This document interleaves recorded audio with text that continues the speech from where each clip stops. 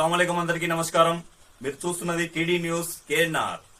December 27, 2025 రోజున Karimnagar parliament నియోజకవర్గం స్థాయిలో ఎన్నిక కాబడిన నూతన సర్పంచుల సన్మాన కార్యక్రమంలో భాగంగా జిల్లా కాంగ్రెస్ కార్యాలయం ఇందిరా గార్డెన్ లో ఆత్మీయ సమావేశం ఏర్పాటు చేయడం జరిగింది. చొప్పదండి ఎమ్మెల్యే జిల్లా కాంగ్రెస్ అధ్యక్షులు మేడిపల్లి సత్యం గారి అధ్యక్షతన జరిగిన ఈ సమావేశానికి తెలంగాణ రాష్ట్ర రవాణా బీసీ సంక్షేమ శాఖ మంత్రివర్యులు పొన్నం ప్రభాకర్ గారు ముఖ్య అతిథిగా విచ్చేశారు. ఈ సందర్భంగా సమావేశాన్ని ఉద్దేశించి వారు మాట్లాడుతూ ఎన్నిక కాకుండా ఆగిపోయిన నిధులు వస్తాయని, గ్రామ గ్రామానికి నిధులు మంజూరు చేస్తామని సీఎం రేవంత్ రెడ్డి గారు ప్రకటించారని, సభ్యులు నిధులు ఇస్తారని తెలిపారు. గ్రామాల్లో మౌలిక సదుపాయాలకు, విద్య, వైద్య రంగాలకు ప్రభుత్వం ప్రాధాన్యత చూపుతోందని అన్నారు. జిల్లాలో కాంగ్రెస్ పార్టీ బలోపేతం కోసం ఐక్యంగా పనిచేద్దామని పిలుపునిచ్చారు. వివిధ గ్రామాల సర్పంచులు ఈ కార్యక్రమంలో పాల్గొనడం జరిగింది.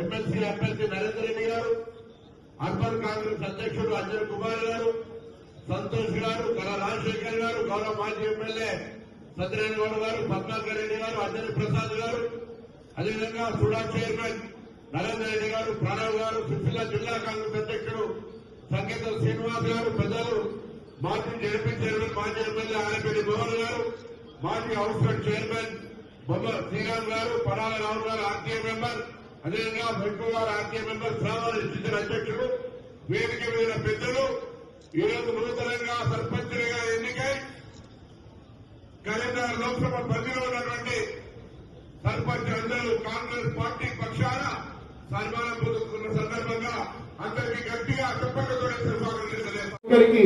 పేరు పేరున నా యొక్క హృదయపూర్వక నమస్కారాలు.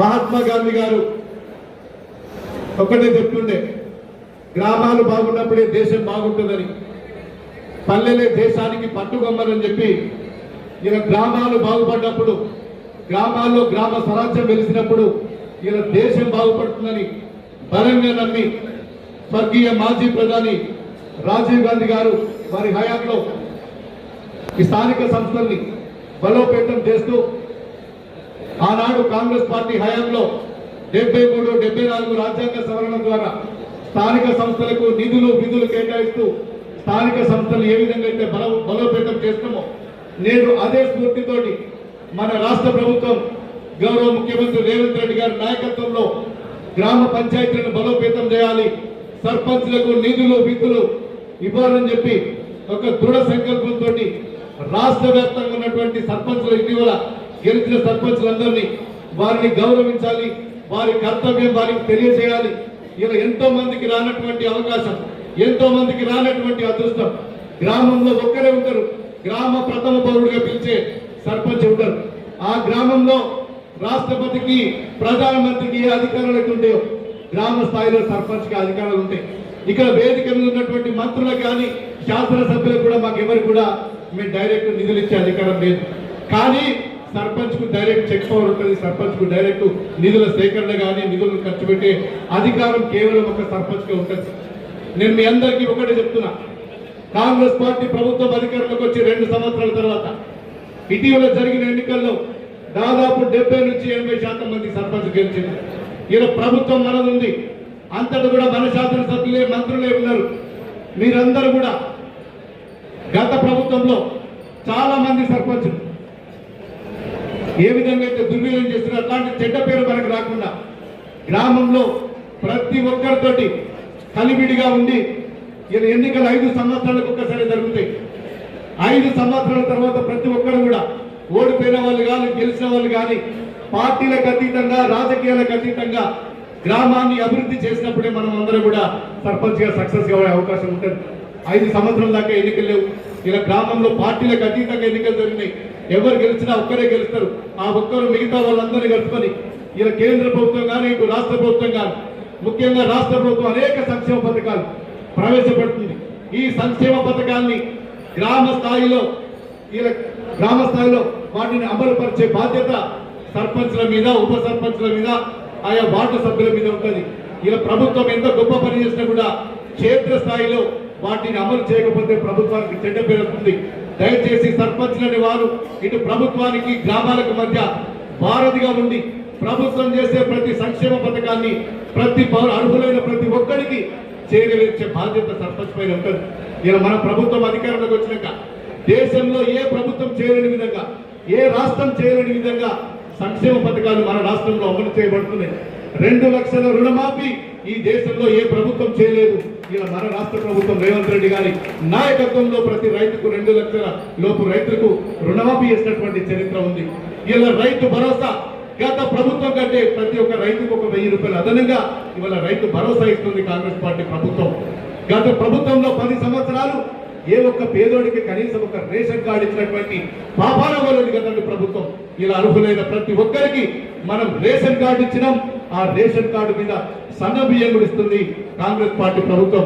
ఇంకా మా మహిళా సోదరి మనులకైతే మంత్రి పొన్నం ప్రభాకర్ గారి నేతృత్వంలో ఆర్టీసీ బస్సుల్లో ఉచిత ప్రయాణ సౌకర్యం మహాలక్ష్మి పథకం ప్రవేశపెట్టింది. ఇలా మన ప్రభుత్వం అని చెప్తున్నా.